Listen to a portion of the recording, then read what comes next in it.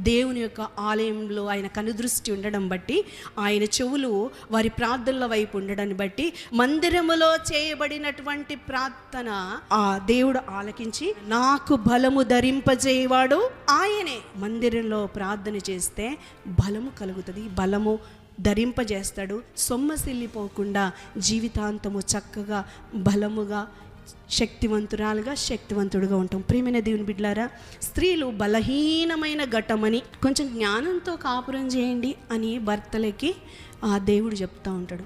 ఏంటిదట? మనం బలహీనమైన ఘటమే అయినా బలవంతుడైన దేవుని యొద్దకు వచ్చి బలపరచబడి బలవంతులైన భర్తల కంటే బలవంతులం. హల్లెలూయా. ఎందుకంటే మన పక్షా నుండి మనకు బలం ఇచ్చేవాడు బలశౌర్యం కలిగిన యెహోవా. కాబట్టి నా ప్రియమైన దేవుని బిడ్డలారా, మందిరాన్ని మనం అంటి పెట్టుకొని ఉంటే ఎంతో బలం.